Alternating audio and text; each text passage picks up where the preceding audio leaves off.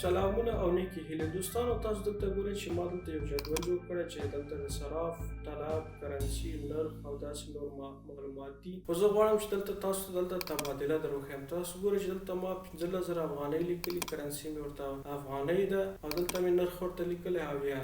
که زه چېرته دا تبادله په ډالرو کې غواړم، دلته ګوره دا ډایرکټ ماته ډالر یعنې 15,000 ډالر څونه افغانۍ کېږي، دونه افغانۍ کېږي او دلته کرنسي هم په اتومات ډول بدلوي. تاسو بیا ورته ګورئ، زه دا افغانۍ تړم، ګوره دا یې هم تغییر کړو او دې ته هم تغییر ورکړو. نو که دا فارموله تاسو زده کول غواړئ نو ستاسو تر 1 لایک څخه جار. نو راځم دلته دا فارموله به زه تاسو ته دوباره ولیکم، زده مو شي.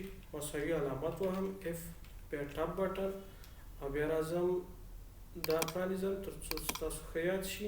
لومړی اف نه بعد زه اند فارمول کاروم، ځکه چې دا کې موږ د یو نه زیات شرطونه ورته ښودلی شو. لومړی شرط قوس شروع کوم. لومړی شرط به څه وي زموږ چې دلته باید کرنسي افغانۍ نه وي. که افغانۍ وي خو تبادلې ته ضرورت نشته، نو دا برابر نه وي د څه شي ډبل کوټیشن اف ان، یعنې افغانۍ پکې نه وي. بیا قوس، بیا راځم او دا کرنسي دلته د کرنسي خانه چې ده دا ورته انتخابوم. دا باید برابر د څه وي د افغانیو، یعنې دلته افغانۍ ورته ولیکي، هلته کرنسي خپله ورته تبادله کړي. نو بیا دلته زه مساوي ډبل کوټیشن اف ان، دلته ډبل کوټیشن او بیا دلته بیا به څه کوي، بیا به دا خانه ضرب دی دا د نرخ کوي، دا نرخ به موږ خپله ورکوو.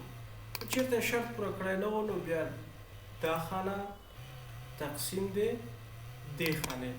تاسو پرې پوه شوئ؟ نو راځئ دا باندې کلیک وکړم.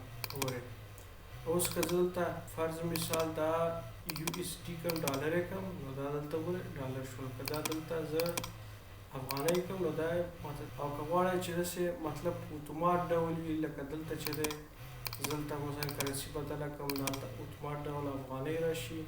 نو د دې لپاره به تاسو څه کوئ، لنډه دلته ټاپ بټن، بیا د ټاپ بټن نه بېرته بیا دلته راځم، زه ورته وایم که چېرته دا خانه کې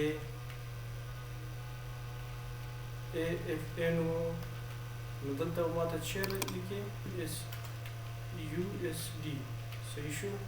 او که افغانۍ نه وي بله کرنسي وه بیا به ماته افغانۍ لیکي. نو اوس ګوره چې زه دلته کرنسي بدله کړم، افغانۍ کړم، دلته ګوره یو اس ډي شو. نو دا د نن ورځې ویډیو امید چې تاسو زده کړي